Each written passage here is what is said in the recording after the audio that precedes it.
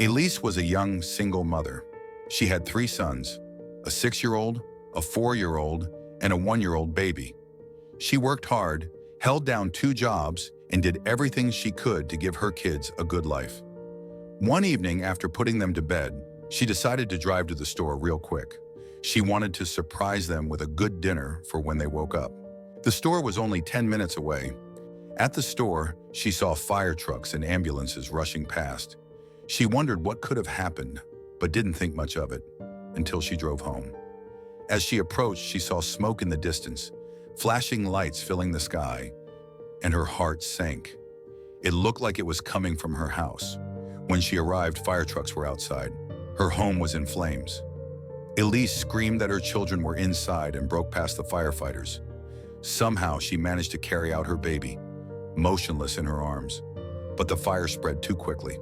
No one could go back in. Her other 2 children didn't survive, and hours later, even her baby passed away in the hospital. Elise never recovered.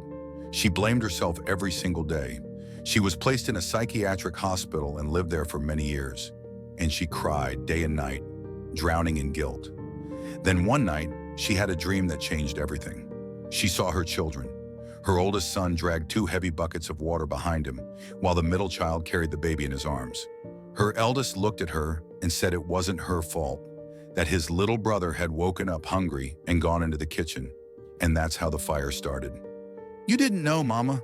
You have to stop blaming yourself. It was an accident." Elise asked why he was dragging such heavy buckets.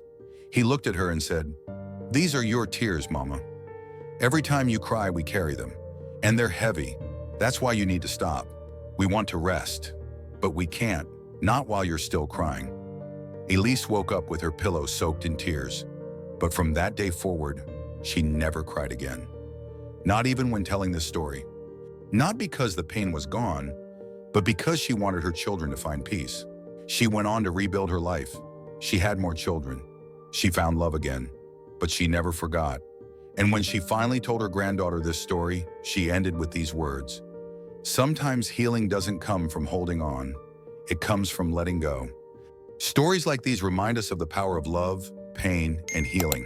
If you've lived something similar, share it in the comments.